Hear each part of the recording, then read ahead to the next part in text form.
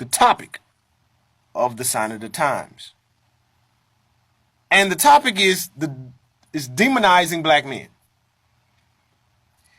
I'm going to be very careful on my word usage. I'm going to be very careful what I say and how I say it. Because for some reason, people can understand one thing, but they can't understand the other. Like, for some reason, and I hate to even quantify it to this, for some reason, people can't understand that you can like rap and you can like R&B. Like you have to be one. Like when I was talking about Representative Ocasio-Cortez today, she didn't understand how you could be moderate, how you could be conservative and liberal. Like you have to be one, and that's it. And that is the furthest thing from my truth, at least. Let's start off with a definition. I love to start off this part of the show with definitions. Breakbucking. Breakbucking was a form of sexual punishment and embarrassment used to totally destroy the self-esteem and personhood of an enslaved man.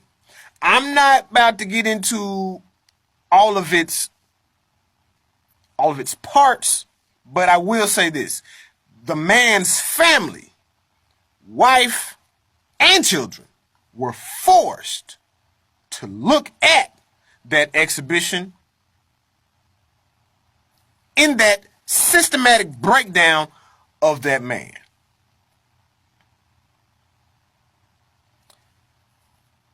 For some reason, as people, we can't see correlations all the time. Like, we compare black criminals and white criminals. Even on today's show, I did that to a small degree. When it comes to R. Kelly and Michael Jackson, there are some people that just because they are entertainers and that they are highly popular, believe that they did not in any way commit any heinous crime against women or against children. And what these same people will do, and others, what these people will do is they will compare those acts of the acts of Caucasian white people. For instance, when it comes to R. Kelly specifically, and the thought that he married Aaliyah, it has been brought up that Elvis Presley married Priscilla, or at least was dating her when she was some 14 years old. And of course, he was older and established and probably well in his 20s. Okay, let's understand the comparison and understand what they did. The fact that black people are comparing those two in no way has anything to do with what they did. And I'm talking to black people and white people. It has nothing to do with what they did. What those people are trying to show is there is still demonization going on of black men. Now, to say that R. Kelly is being demonized does not say that we now are proponents of R. Kelly or of what he has supposedly done. And I always say supposedly because until the man is convicted, I can't say that he did it. I wasn't there. And neither were most of us. Oh, but he got the tape. Okay.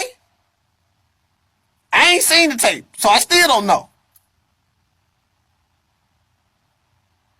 But what the interesting thing is that as we go down this corridor that is life, we have to understand that there is something going on. There is something going on to where every it seems like when a black person does something, as opposed to when a white person does the same thing in entertainment, they're not on the same playing field. Even in the Jussie Smollett situation. Now, once again, I don't know if he did it or didn't do it. I'm just using it as an example. That dude has been called every name in the book.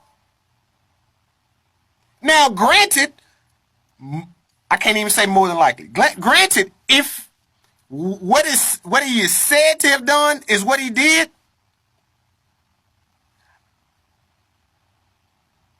I just wonder how you would compare it if he was Caucasian. Let's move back to the sexual situation. They have muted R. Kelly. They have muted Michael Jackson. Those acts are bad if they've done them. But then I look at Charlie Sheen. 2.5 Men are still on the air. I can go on demand and find Major League 2, Major League 1.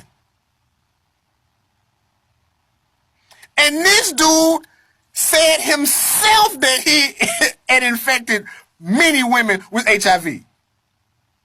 And we ain't muted that dude at all. And I can only kind of make fun of it to laugh to keep him crying because it's ridiculous. It is. How can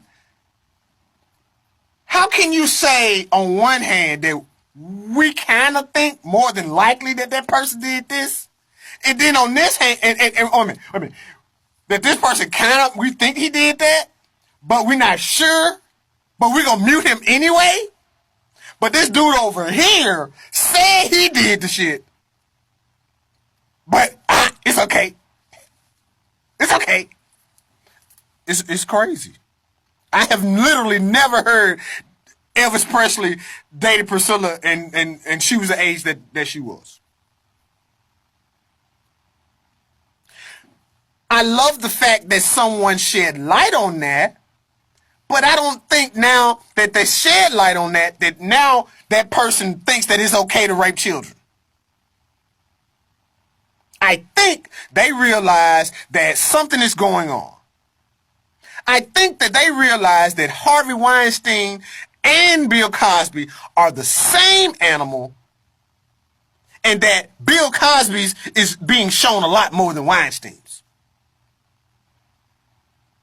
I think that's what's going on.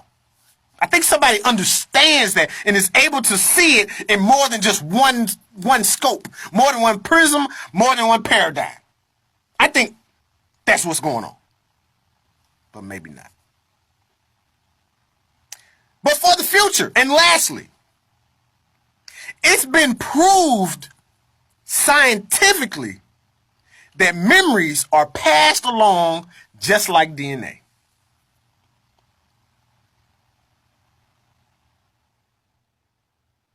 I hope that we can pass along the right memories. I hope we can have a forward-thinking process that we pass on to the future.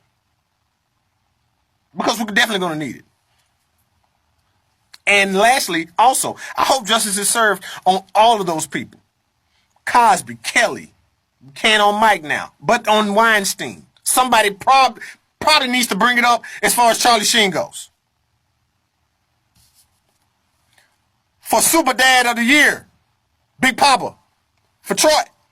For Miss Matasha, Matasha. For Nicole, and for myself, R. Hunter Jr., the truth and not a rumor. In the words of the scholar Jerry Springer, be good to yourself and each other.